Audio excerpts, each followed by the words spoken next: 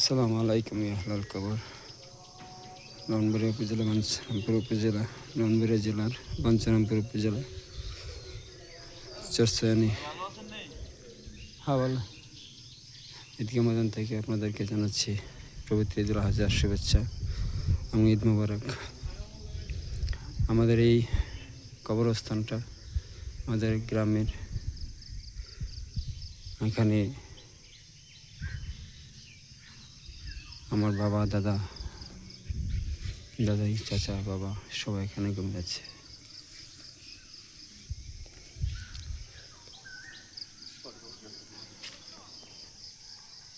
ঈদগাহ ময়দানটা, আমাদের এই কবরস্থানটা আগের থেকে অনেক পরিবর্তন হয়েছে। এখানে আমার বাবা শুয়ে আছে। সবাই আমার বাবার জন্য দোয়া করবেন এবং তার কবরটাকে যেন জানা ভেস্তের সাথে সুগম হয়। সবাই দোয়া করবেন। যে কথা বলতে হচ্ছে, আপনারা জানেন 2023 সালে ব্রাহ্মণবাড়িয়া বাঞ্ছারামপুর উপজেলা চাহানি গ্রামের শাল 2 সন্তান সহ স্ত্রী খুন হয়েছিল। আজ দীর্ঘ 2.5 বছর হয়ে গেল, এখন পর্যন্ত তাদের বিচার হয়নি। এখানেই ঘুমিয়ে আছে মাহিন। এটা মাহিনের কবর, এটা হলো মাহিনের আম্মুর, এবং এটা হলো ছোট ভাই মহিনের কবর। এখন পর্যন্ত ঘাতকের বিচার আমরা পাইনি। জানি না কোন অবস্থায় আছে, আল্লাহ পাক ভালো জানে। তাদের জন্য, সবার জন্য দোয়া করবেন। আল্লাহ যেন তাদেরকে ব্যস্ত নসিব করে।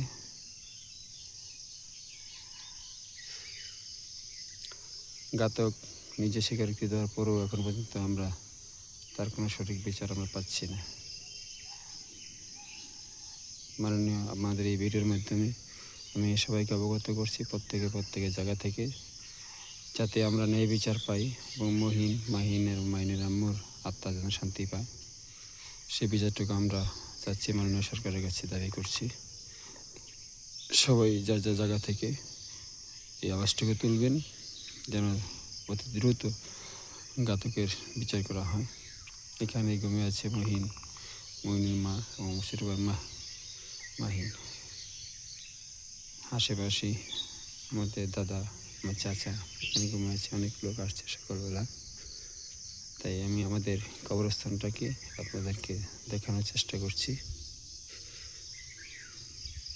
সবাই আমাদের জন্য দোয়া করবে, আল্লাহ যেন আমাদেরকে হাত দারাজ করে।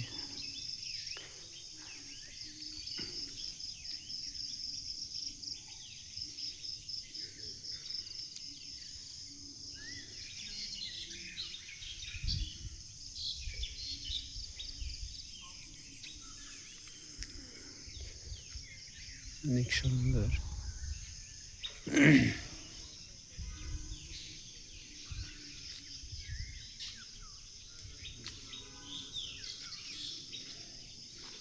গাছগাছালি লাগানো হয়েছে অনেক।